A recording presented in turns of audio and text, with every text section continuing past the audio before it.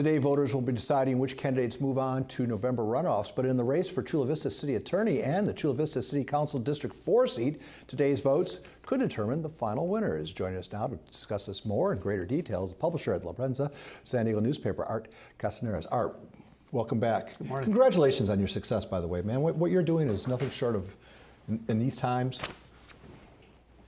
have great respect for you, sir. We appreciate it. We just celebrated our 47th anniversary, so we're still going strong. Wow. I mean, I have nothing but admiration. Can we throw up the district map as just to show everybody the area? You know the Chula Vista. Kind of just quickly give us an overview on these three districts we're talking about right here, or actually four districts. What goes on? What separates them characteristics-wise? So the two districts that are up for election tonight are the southeast side and the southwest side. Mm-hmm. So basically, roughly from L Street south, and the 805 is a divider. So west of the 805 and east of the 805. Affluence, they're all equal, or? No, they're completely different districts. I was born and raised on the west side. It's more diverse on the west side. It's a higher socioeconomic level on the east side.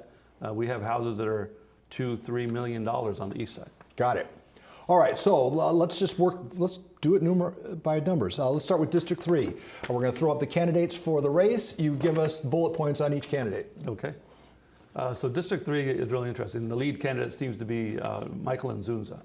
So his family, his dad was in office, his two brothers, very knowledgeable, very experienced. He's been an educator for the last 20 years. And he's been walking, I think he's walked 10,000 doors. So he seems to be the lead candidate. Probably will come in first place tonight. All right, so in District 3, can we show is this in? This is the east side. Okay, and then we also have? Yeah, these two, and then I think the one who's probably second place is Leticia Munguia. She ran for office in 2021 in a special election for the Assembly. She didn't win, but she has also been around for a long time and very connected in politics. And then, so that's what you're expecting to be 1-2 right there. Yeah, I think those will be the top two. And then those two would go on to November. All right. So then let's throw up District 4. Can we show the District 4 races? What do you got cooking here? Now, this is the interesting one. So this is an election where Andrea Cardenas was the incumbent. She was running for re-election. She was indicted in November. And actually, she and her brother were indicted over a story that we broke last year. They were indicted and they pleaded guilty 2 weeks ago. And she said she suspended her campaign, but they can't take her off the ballot. So she's still running. And then the leading candidate, who then got all the endorsement from the party and the labor folks, is Cesar Fernandez. And we broke a story Friday that he lied about a previous felony conviction that he had.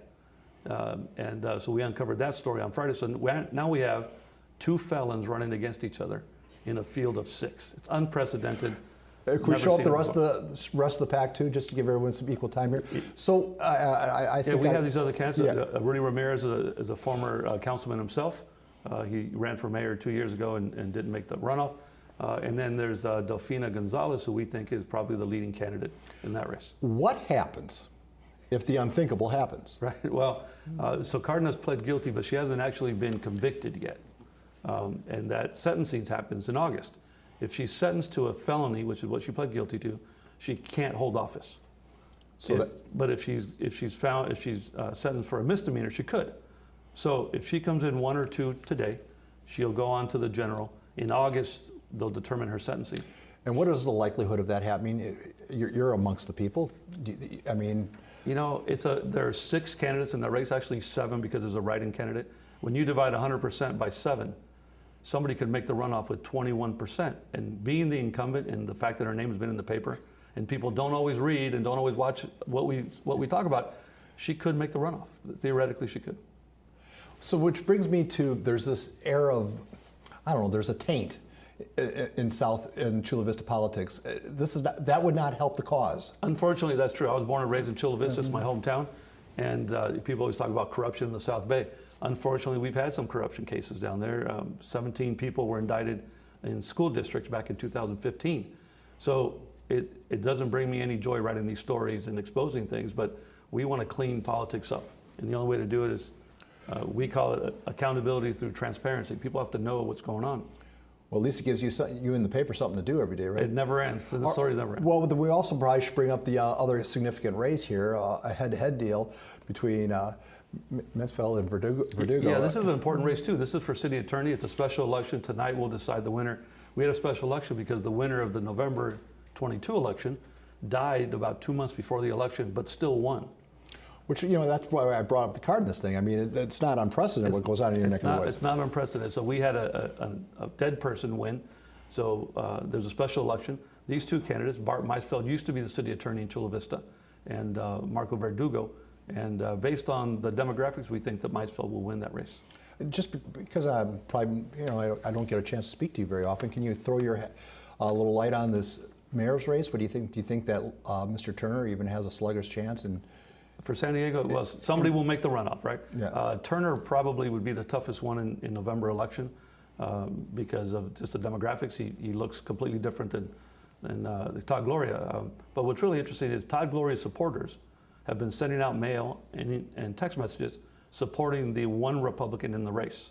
They're trying to lift her up to get her into the runoff because that would be the weakest candidate against Todd. So you're seeing these real weird games going on in this election. It's going to be a very low turnout, so we don't know what will happen. Yeah, how low do you think it's going to be?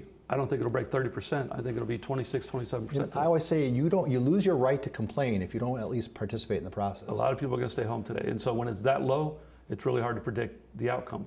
So things may change then. I think that speaks to how jaded people feel and the powerless, right? Yeah, people are disconnected and there's nothing really engaging on this ballot. There's nothing to really come out and vote for. Prop 1 doesn't no. trip everybody's trigger? Not at all. Well, it's an honor to speak with you. I hope you. this is not the last time. And I'll be here. Continued success, sir. Thank you, Paul. We need you. Everybody.